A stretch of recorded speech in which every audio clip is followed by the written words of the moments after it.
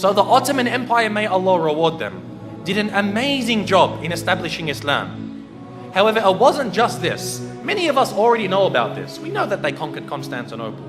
But as I said, there's much that we don't know. For example, many of us aren't aware of the time that Muhammad al-Fatih, rahimahullah, fought against Dracula. You've heard of Dracula before? When I say Dracula, you're probably thinking of a vampire. And you're saying, yeah, Musa, you're telling me that Muhammad al-Fatih fought a vampire? What's next? He fought Superman? No. Dracula was a real man. There was a real man named Dracula, and he ruled over the southern part of the country of what we call today Romania.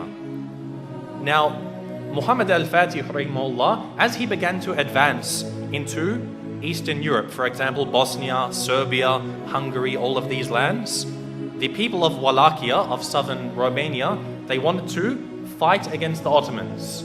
However, they were very weak, and so they had to make a peace deal with him. So as part of this peace deal, Muhammad al-Fatih, rahimahullah, he said to the ruler, he said, you have to send me 2 of your sons, and we will send them to Istanbul to be educated. So he sent his 2 sons. One was named Vlad, and one was named Radu.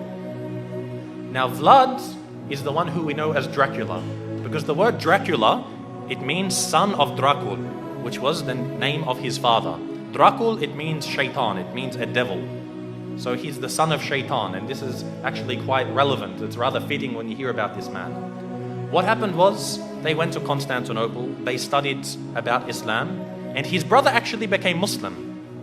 So the brother of Dracula, Radu, became a Muslim. He memorized the Quran, he studied so much, and even Dracula studied the Quran even though he wasn't a Muslim. He spoke Arabic, he spoke Persian, he spoke Turkish, and of course Romanian and other languages.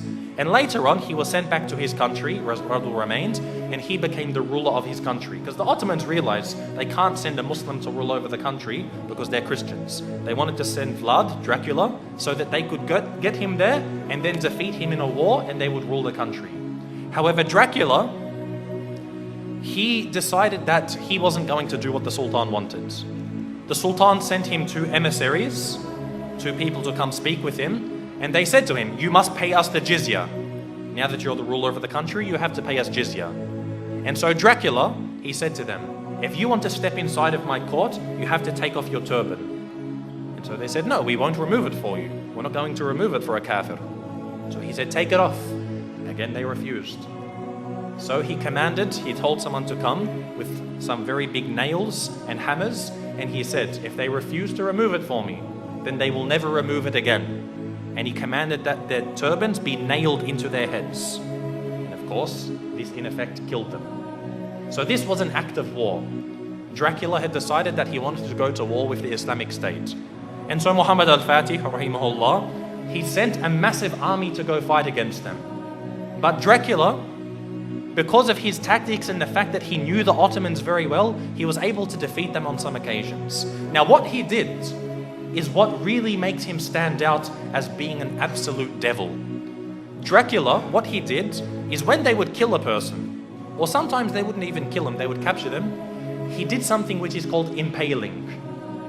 Now, if you haven't heard of impaling, it's a pretty gruesome thing to start to describe. What they would do is they would get a very, very big stick. They'd make it sharp at one end, they would insert it through your backsides, pass it through your body until it comes out of your mouth. They would impale them, they would pass this through their body. A lot of the time they would be alive as well. And this is how they would kill them. And then they would put this in the ground, then impale the next person, put him next to him. And the Ottoman army, when they went to go check on their troops, they found that on one of the very long roads leading to the capital of this area, they found 20,000 Muslims impaled along the sides of this road. Imagine this. And we suffer today. No doubt we suffer as Muslims today. But things like this, you can't really compare. 20,000 of them impaled. You can imagine how Muhammad al-Fatih, rahimahullah, he feels. To see even one Muslim killed is too much. But to mutilate their bodies after this was something which was, beyond what was acceptable. And so he decided to send Radu, who was the brother of Dracula. He sent him to go fight against his own brother. And eventually Radu, rahimahullah, he was able to actually eventually catch up with his brother. This is after he commits so many more atrocities. Even the Christians, they started to back off from him. Because what happened was he, being Romanian, he was Orthodox, he wasn't Catholic. But he actually said to the Pope, he said, if you give me some more troops, I'll become a Catholic for you. Anything you want, I'll change my religion for you. He couldn't care. He wasn't a man of true belief. He was only a man of pragmatism on the battlefields. And so even the Christians started to distance themselves from him. However, the Muslims, they caught up with him and they faced him in battle.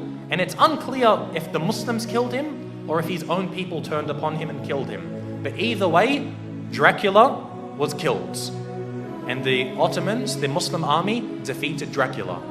And so what they did was they removed his heads and they took it to the city of Istanbul and they put it on a very, very large stick. They impaled his head and put it at the gates of Constantinople, where it stood for about 2-3 months, to say, if you want to be like this man, wage war against us.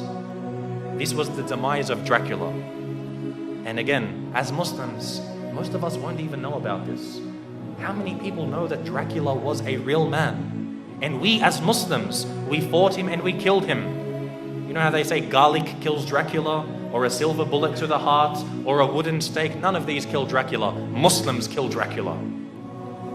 So anyone who wants to follow the way of Dracula, they will face the same wrath from the Muslim Ummah.